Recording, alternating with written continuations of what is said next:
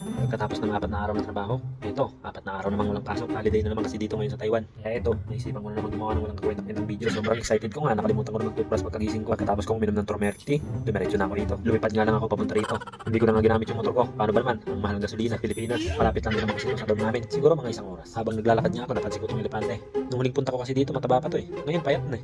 Naglakad pa nga ako habang iniisip ko kung anong gagawin ko sa araw na to. Kada alas 8 na ng umaga, wala pa akong nagagawa. At habang pinagmamasdan ko, magandang view dito sa taas, may kumatok sa isip ko. Naalala kong bigla yung mga dumadaan sa newsfeed ko. Yung tipong nangangawil sila tapos ang dami nilang nahuhuli. Kaya naman hindi na ako nagatubili. Binilisan ko na yung lakad ko. Parang akong gumulong sa hagdan. Ang sarap talaga maglakad dito tuwing umaga. Yung tipong wala akong iniisip na problema. Tapos biglang may magchat-chat sa'yo. Gusto ka na.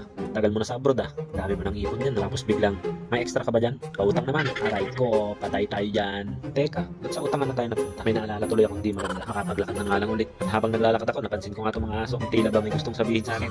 Huwag kang tatakbo. Kung ayaw mo magkabutas-butas yung binti mo. Kaya bumalik na lang ako. Mahirap na eh. Makapag-test na parang mga aso yung binti ko. Naalala ko tuloy nung bata pa ako. Inutusan lang ako bumili ng mantika tapos kinagat pa ako ng aso. Paano ba naman? Napakan ko. Pagkatanga tapos ito matindi. Pagpunta namin ng clinic, walang pang anti-rabies. Anti-tetano, meron. Kaya ayun, pag anti-tetano tinurok sa akin. Awa ng Diyos, buhay pa. Hindi pa nauulol. Pagkatapos ko nga maglakad dito, dumiretso na ako agad dito sa bilihan ng mga isda para bumili ng pamain sa isda. Mabuti na lang bukas to pag Biyernes. Tuwing Sabado at Linggo lang kasi ako bumibili dito. Napakamura ng mga isda dito. Pero minsan, mahal din. Sari-saring mga isda makikita nyo dito. May bangus, may tilapia, may pusit, may bango. At ito, hinahanap ko. Maliit na isda. Gagawin kong pamain sa kapwa niya ng isda.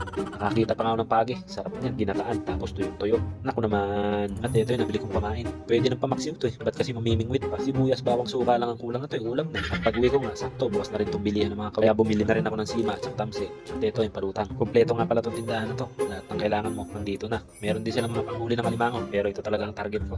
Ang gumawa ng pangawil.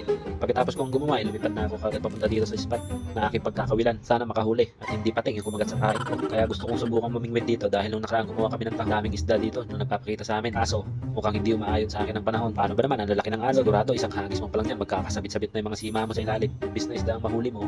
Malaking nga nga. Lipat na lang ako dun sa kabilang spot. Kasabit mong kawil dito. A few moments later. Yun, mga bossing, dito ako sa pangalawang spot. Malakas yung alod dun sa kabila. Dito kalmada. Mukhang makakahuli tayo rito. So, tingnan natin. Let's go. Yun, mga bossing, nakasetup na yung pangawil ko. So, subukan ko muna maghagis din. Diyan. Sana hindi sumabit.